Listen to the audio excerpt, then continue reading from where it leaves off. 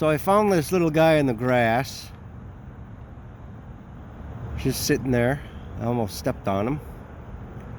So I picked him up, put him in the crotch of this tree, and threw a bunch of grass in there so he wasn't just sitting on hard bark. And I guess Mom and Dad are still tending to him. They're flying around here, and they get a little agitated when I come over here and give them little pets. Hi, boobies. What are you doing? Hi. Hi. Okay. You have a good weekend.